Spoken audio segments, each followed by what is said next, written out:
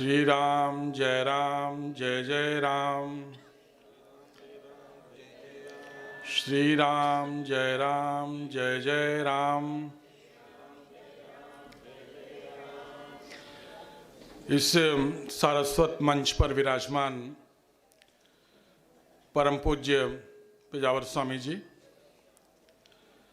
केंद्रीय संस्कृत विश्वविद्यालय के परम आदरणीय कुलपति प्रोफेसर वाराखेड़ी जी और मंच के सम्मुख विराजमान सभी धर्मानुयायी सुधीगण, ये कोई सामान्य सौभाग्य की बात नहीं है कि भगवान के इस परम धाम पर जब परम पूज्य स्वामी जी के कर कमलों से मंडलोत्सव पूजा संपन्न हो रही है और उसी बीच में आपकी शताब्दी समारोह का ये अवसर आ पड़ा है, मुझे आप लोगों के सम्मुख कुछ निवेदन करने का अवसर मिला है। दो संकोच जरूर मेरे सामने हैं। मेरे पहले बहन उमा जी अपने उद्गार व्यक्त कर गई हैं और मेरे बाद प्रोफेसर वाराखेड़ी जी जो अद्भुत विद्वान हैं, उनका संबोधन हम लोगों को प्राप्त होना है। तो एक तरफ इतना भावपूर्ण उद्बोधन और एक तरफ इतना विद्वतापूर्ण उद्बोधन आपके बीच होने वाला है, उसके बीच में मेरी स्थिति कुछ सैंडविच जैसी हो गई है कि न मैं तो उतना भावप्रवण वक्तव्य दे सकता हूं और न ही उतनी विद्वता मुझ में है कि मैं अपनी बात को प्रस्तुत कर सकूं। लेकिन स्वामी जी के आशीर्वाद से और आप लोगों के आदेश से जो भी समय मुझे मिला है, उस समय में बहुत संक्षेप में सूत्रवत मैं अपनी बात को रखने की कोशिश करूंगा। जो विषय है वो ये है कि राम मंदिर से राम राज्य तक। सबसे पहले मैं आपके सम्मुख वो परेशानियां बताने की कोशिश करूंगा जिन परेशानियों से हमको निजात पाना है यदि हम राम राज्य के सम्यक स्वरूप को जानना और समझना चाहते हैं। ये दो ऐसे शब्द चल निकले हैं, राम भरोसे और राम राज्य, जिनके बड़े गहरे अंतर्भूत अर्थ हैं, लेकिन हम लोग इनको बहुत हल्के में लेने लगे हैं। राम भरोसे हम उन कामों को कहने लगे हैं जिनमें अकर्मण्यता की झलक आती है, जबकि राम भरोसे का तात्पर्य यदि आप जानना चाहें तो मनुष्य के अनन्य समर्पण की पराकाष्ठा है। जिस व्यक्ति में परमात्मा के प्रति, प्रभु राम के प्रति अनन्य आध्यात्मिक समर्पण होगा, उस आध्यात्मिक उत्कर्ष को प्राप्त व्यक्ति ही अपने आप को राम भरोसे कह सकता है। उसी तरीके से जो राम राज्य का प्रकल्प है वो भी हमारे लिए कई बार हास परिहास की वस्तु बन जाता है और कई बार अराजकता या उद्वेग की अवस्था के लिए हम राम राज्य को व्यंग के तौर पर इस्तेमाल करने लगे हैं। एक तो परेशानी यह है और इसलिए राम भरोसे या राम राज्य के संदर्भ को उनके सही अर्थ में जानना बहुत आवश्यक है। दूसरी बात यह है, जैसा मैं पहले भी अपने वक्तव्यों में कहता आया हूं, कि जब कभी सत्ता के शीर्ष पर भारतीय जनता पार्टी व्याप्त होती है, राम राज्य की अवधारणा, राष्ट्रबोध की अवधारणा, अपने इतिहास बोध की अवधारणा, राष्ट्रीय शिक्षा की अवधारणा, शोध की भारतीय दृष्टि की अवधारणा, स्वराज और स्वदेशी की अवधारणा, ये कुछ ऐसी अवधारणाएं हैं जो लगता है कि कहीं जमीन में नीचे दबी हुई थी और एकदम से अवसर पाकर के ऊपर सतह पर आ गई हूं। इसका एक सकारात्मक परिणाम तो ये होता है कि हम लोग इन शाश्वत महत्व के विषयों पर बातचीत करना शुरू करते हैं और इनकी उपादेयता और इनकी सार्थकता को समझने की चेष्टा करते हैं। लेकिन इसका एक दूसरा नकारात्मक पक्ष भी है और यह है कि जो लोग सत्ता प्रतिष्ठान के समीप अपने आप को अनुभव करते हैं, वो इन शाश्वत महत्व की अवधारणाओं का प्रयोग अपनी अतृप्त महत्वाकांक्षाओं को पूरा करने में भी करते हैं। हम लोग चूंकि शिक्षण संस्थाओं से संबद्ध हैं, इसलिए हम लोग इस बात को अच्छी तरह जानते हैं, वाराखेड़ी जी भी मेरी बात से सहमत होंगे कि इन अवधारणाओं के केवल नाम लेकर के तमाम विश्वविद्यालयों महाविद्यालयों में प्रायोजित कार्यक्रम आयोजित किए जाने लगते हैं, और जैसा सत्ता का चरित्र होता है, जैसे जैसे उसका अवसान होता है, वैसे वैसे इन लोगों की प्रतिबद्धताएं इन विचारों के प्रति मंद पड़ने लगती हैं और उनका उत्साह क्षीण होने लगता है। तो ऐसी गतिविधियों से भी सावधान रहने की आवश्यकता है यदि हम राम राज्य या स्वदेशी या स्वराष्ट्र या अपने इतिहास बोध या राष्ट्रबोध या इस प्रकार के किसी शाश्वत महत्व और शाश्वत उपादेयता के विषय पर विचार कर रहे हैं। तीसरी जो परेशानी है वो ज़्यादा गंभीर कोटि की है, और वो परेशानी ये है कि आप सभी प्रबुद्ध जन हैं, आपके सामने मुझे निवेदन करने में संकोच नहीं हो रहा है कि हजारों वर्षों की जो मुस्लिम आक्रांता को हम लोगों ने सहन किया, उस हजारों वर्ष के मुस्लिम आक्रांता के शासन में भी भारतीय समाज का जो आंतरिक चरित्र है वो अक्षुण्ण बना रहा। उसकी सोच में, उसके अपने मान बिंदुओं के प्रति आत्मविश्वास में, उसके अपने जीवन शैली के प्रति आस्था में किसी प्रकार का कोई विचलन या आत्मविश्वासहीनता की स्थिति उत्पन्न नहीं हुई। लेकिन 200-250 वर्षों का जो ब्रिटिश उपनिवेशवाद भारतवर्ष को आच्छादित किए रहा, उसने अपने जीवन मूल्यों के प्रति हमारे विश्वास के पक्ष को बहुत बुरी तरीके से झकझोर दिया, और हम एक ऐसी आत्मविश्वासहीनता और दुविधा के शिकार हो गए जो दुविधा आज तक हमारा पीछा नहीं छोड़ रही है। और ये दुविधा दोनों तरफ से। जो बड़ी परेशानी है वो ये है कि राष्ट्र में शिक्षा के जो आधिकारिक प्रकल्प चलाए जा रहे हैं, जिन्हें हम लोग अपने विश्वविद्यालय और महाविद्यालय कहते हैं, उनके अंदर भी ये सामर्थ्य नहीं बची कि वे अपने परंपरा के शाश्वत लक्षणों की ठीक प्रकार से पहचान कर सकें और उनके ऊपर अपने समाज या अपने जीवन को प्रतिष्ठित करने का कोई संकल्प ले सकें।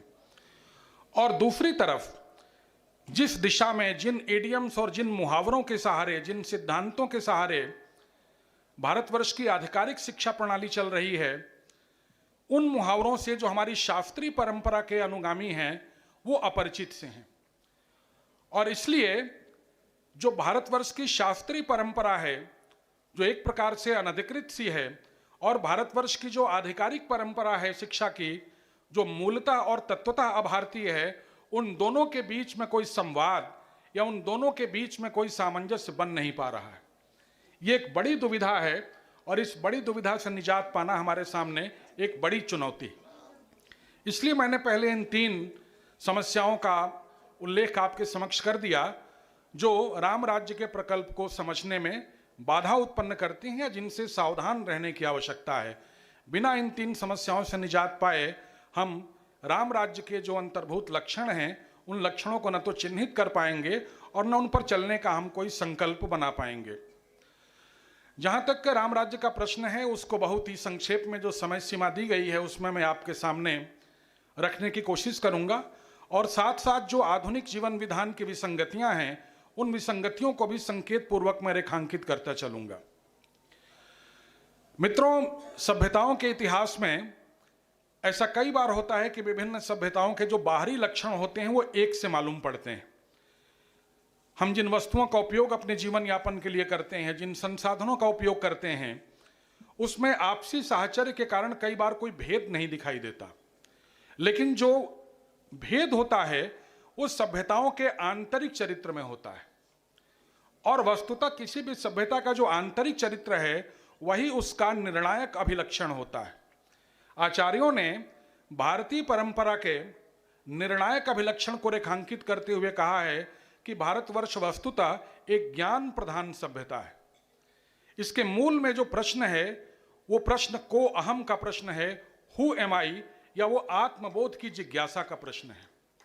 भारतवर्ष वस्तुतः एक जिज्ञासा मूलक सभ्यता है, और भारतवर्ष के अंदर आत्मबोध की जिज्ञासा का ये प्रश्न सदा सर्वदा विद्यमान रहता है। हमारे जितने भी कार्य हैं, हमारे जितने भी संकल्प हैं, हमारे जितने भी महापुरुष हैं, उनके व्यक्तित्व और उनके कृतित्व की महत्ता इसी बात से आंकी जाती है कि वे हमें अपने इस आत्मबोध के लक्ष्य को प्राप्त कराने में कितना सफल करते हैं या कितना वो हमारी सहायता करते हैं। जैसे फिल्मों में एक बैकग्राउंड स्टोरी चलती है, अवान्तर कथा चलती है, उसी प्रकार से आत्मबोध की जिज्ञासा का ये प्रश्न हम सभी भारतीयों के कार्य व्यापार को चतुर्दिक आच्छादित किए रहता है।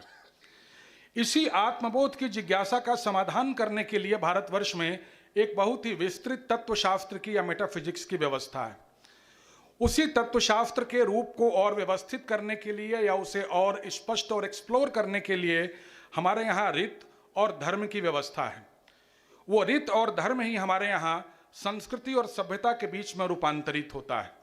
जो आधुनिक विश्वविद्यालय और पठन पाठन के संस्थान हैं, वे धर्म और संस्कृति के बीच में जानबूझ करके भेद उत्पन्न करने की कोशिश करते हैं और वो आगे चल करके बहुत बड़ी विकृति या बहुत बड़े संघर्ष का कारण भी बनते हैं। ये जो हमारे यहाँ धर्म, संस्कृति और सभ्यता का प्रश्न है, इसको धारित करने के लिए हमारे यहाँ एक बहुत ही विशिष्ट लक्षणों से युक्त समाज है। न केवल समाज है बल्कि धर्म और संस्कृति के इन लक्षणों को हमारे समक्ष स्पष्ट करने के लिए हमारी एक बड़ी सुदीर्घ वांग्मय परंपरा है। हमारे पास वैदिक ज्ञान की रश्मियां हैं, वेद हैं, उनके ब्राह्मण ग्रंथ हैं, उनके आरण्यक ग्रंथ हैं, उनके उपनिषद हैं, उनके अर्थों को हमारे सामने स्पष्ट करने के लिए षड विद्याएं हैं, योग, मीमांसा, न्याय, वैशेषिक इत्यादि इत्यादि। उनके अर्थों को हमारे सामने खोलने के लिए षडांग हैं, ज्योतिष, निरुक्त, छंद, व्याकरण इत्यादि इत्यादि। उनके अर्थों को लोकमानस के समक्ष स्पष्ट करने के लिए हमारे यहाँ पुराणों की परंपरा है। वैसे वैदिक जीवन के प्रति अपने आप को सुपात्र बनाने के लिए हमारे यहाँ स्मृतियों की व्यवस्था है। उनसे जो जीवन के नैतिक सिद्धांत उद्भाषित होते हैं, उनको स्पष्ट करने के लिए नीति ग्रंथ हैं, रामायण महाभारत जैसे महाकाव्य हैं। और उसके बाद भी आप देखेंगे कालांतर में विभिन्न विद्याओं को केंद्र में रख करके हमारे मनीषियों ने अलग अलग प्रकार के ग्रंथों की रचना की है।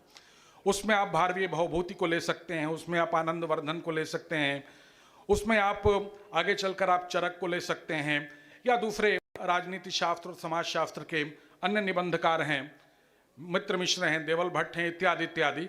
एक सुदीर्घ ज्ञान परंपरा भारतवर्ष को प्राप्त हुई है जो अनादिकाल से और हमारे हिसाब से तो वो सृष्टि के आरंभ से अब तक हमारे ज्ञान क्षेत्र को आच्छादित किए हुए। इस समस्त वांग्मय परंपरा और इस समस्त धर्म विधान को धारित करने के लिए अनुष्ठान के रूप में हमारा एक विशिष्ट समाज है। समाज भारतवर्ष में कोई एग्रीगेशन ऑफ पीपुल नहीं है, वो कोई केवल लोगों का झुंड या समूह नहीं है, बल्कि उसके अपने कुछ विशेष लक्षण हैं। वो पुनर्जन्म और कर्म के सिद्धांत पर आधारित है, वो त्रिगुणात्मकता के सिद्धांत पर आधारित है, वो चातुर्वर्ण के सिद्धांत पर आधारित है, वो 4 आश्रमों के सिद्धांत पर आधारित है, वो 4 पुरुषार्थों के सिद्धांत पर आधारित है और वो 3 ऋणों के सिद्धांत पर आधारित है। इसलिए चातुर्वर्ण व्यवस्था, आश्रम व्यवस्था जो हमारे जीवन में आसक्ति और विरक्ति दोनों के बीच में सामंजस्य लाती है, चतुष्पुरुषार्थ की व्यवस्था और ऋण त्रय की व्यवस्था, ये हमारे समाज के विशेष अभिलक्षण हैं।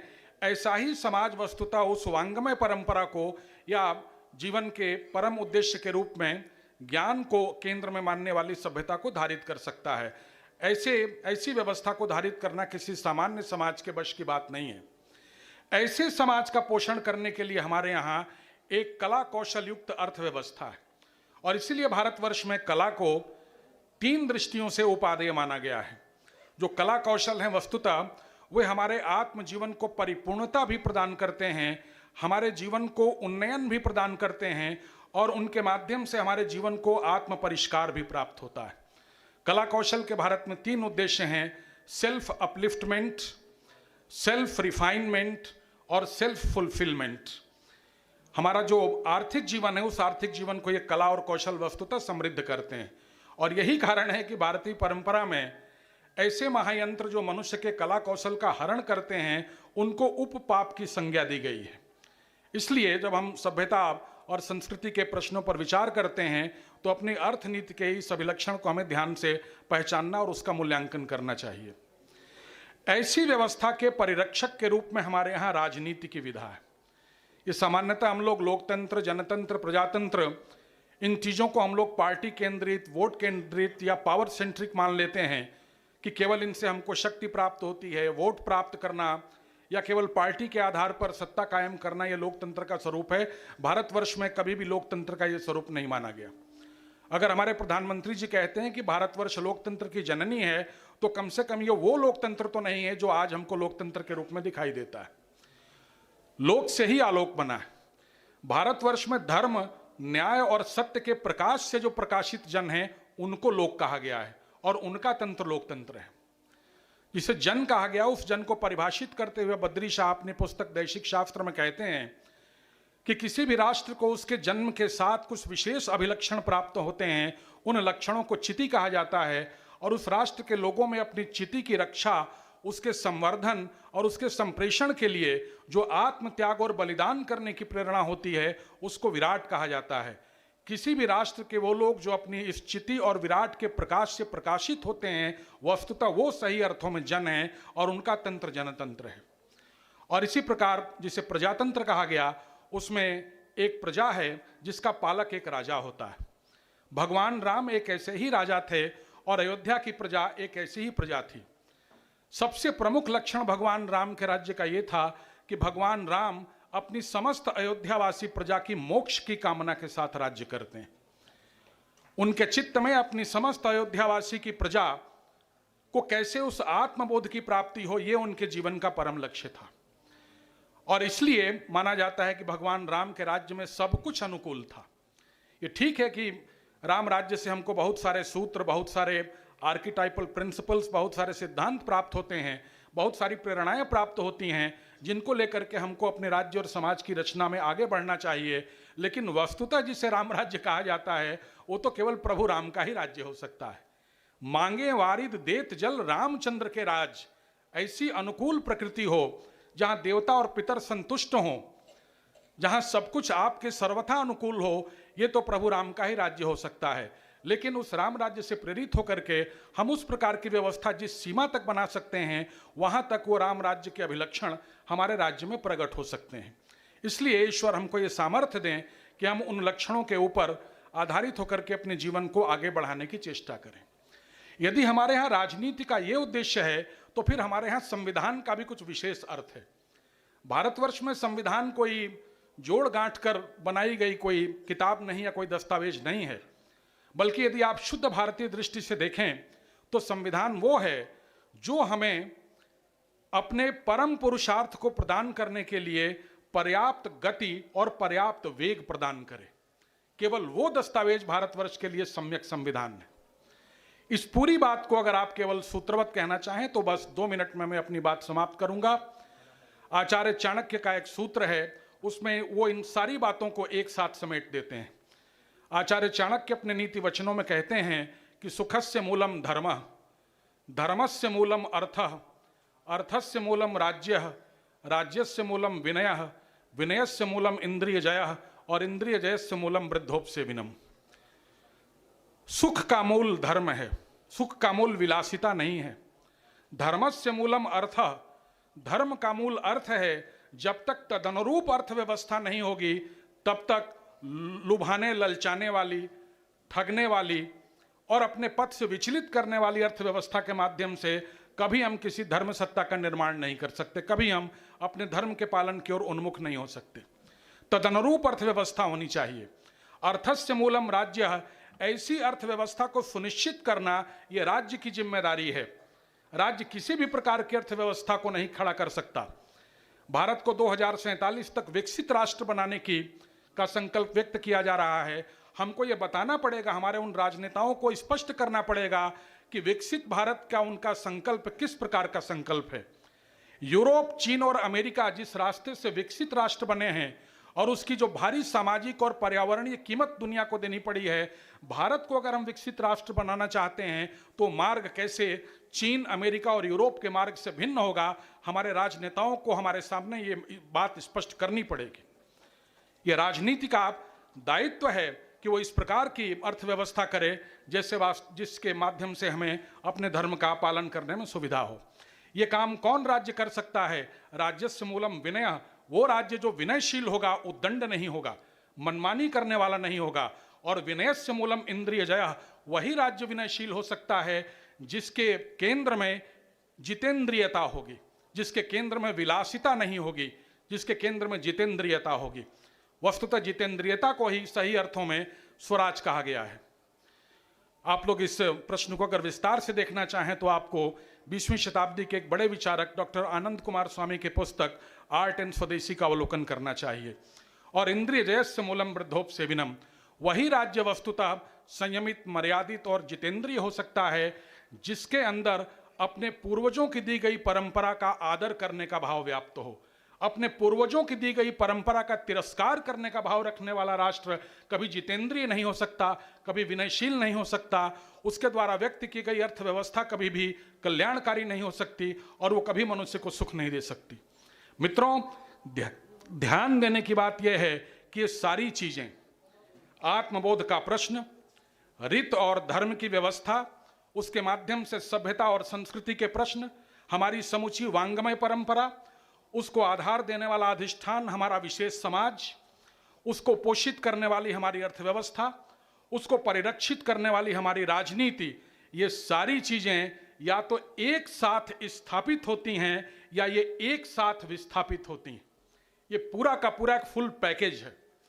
ऐसा नहीं हो सकता कि हमारी अर्थव्यवस्था तो अल्ट्रा मॉडर्न हो और हमारा समाज जो है वो पारंपरिक हो, या हमारा समाज जो है वो पारंपरिक और संस्कारशील हो और हमारी राजनीति उद्दंड हो, या हमारी राजनीति जो है वो अमर्यादित हो और हमारे जो जीवन के दूसरे प्रकल्प हैं वो अनुशासित हों। ये पूरे की पूरी चीज़ें एक दूसरे के साथ घनिष्ठ रूप से अंतर संबंध हैं, इसलिए ये पूरी की पूरी एक साथ या तो स्थापित होंगी या एक साथ प्रतिस्थापित होंगी। यानी यदि आप राम राज्य को सम्यक अर्थों में देखना चाहते हैं तो राम राज्य ये एक सांगोपांग और एक सर्वांगपूर्ण व्यवस्था का नाम है। वो एक फुल पैकेज है। या तो राम राज्य होगा या राम राज्य नहीं होगा। आधा अधूरा राम राज्य कोई राम राज्य नहीं होता। राम एक सर्वांगपूर्ण जीवन विधान की कामना के साथ, जीवन के परम लक्ष्य को अपनी समूची प्रजा को प्रदान करने के संकल्प के साथ राज्य करते हैं। वो अपने आप में एक सांगोपांग, एक कंप्लीट, एक होलिस्टिक विजन ऑफ स्टेट है या विजन ऑफ जीवन विधान है। वो केवल कोई राज्य मात्र का संकल्प नहीं है, वो कोई पॉलिटिकल आइडिया नहीं है राम राज्य। वो समूचे भारतीय जीवन विधान को, उसके जो आधारभूत अभिलक्षण हैं, उन अभिलक्षणों के आधार पर संचालित करने का संकल्प है जो भगवान राम ने लिया और इस धरती से उन्होंने समस्त विश्व में उसका प्रचार और प्रसार किया। इस अवसर पर आप लोगों ने मुझे सुना, मंच ने मुझे यह अवसर दिया। मैं मंच का बारंबार उचित अभिवादन करते हुए और आप लोगों का भी अभिवादन करते हुए अपनी बात को समाप्त करता हूं। साधुवाद, धन्यवाद। आप भी आए। मैं अनुरोध करता हूं पांडे जी के पत्नी वो भी आए और श्रीपाद जी से वो आशीर्वाद ले। अगस्त्य ऋषि के बारे में कहते हैं, चुलकी कृत अम्भो राशि, समग्र समुद्र का एक बिंदु बना दिया उन्होंने। वैसे ही आज ब्रजेंद्र पांडे जी सूत्र रूपों में जो एक समग्र किताब में कहना चाहिए भारतीय संस्कृति का जो होलिस्टिक व्यू है उसका एक परिचय दिया।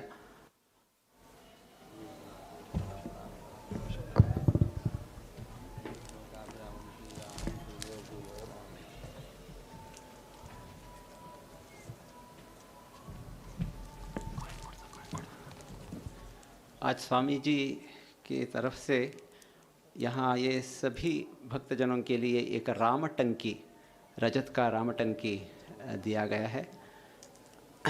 अब मैं सत्यध्यानाचार्य जी से विनंती करता हूँ, वो उत्तरादि मठ के तरफ से स्वामी जी का गौरव करना चाहते हैं, वो मंच पे आए। इसके बीच विठोबाचार्य जी से विनंती करता हूँ, आज स्वामी जी के 50 से अधिक संस्थाएं हैं, सभी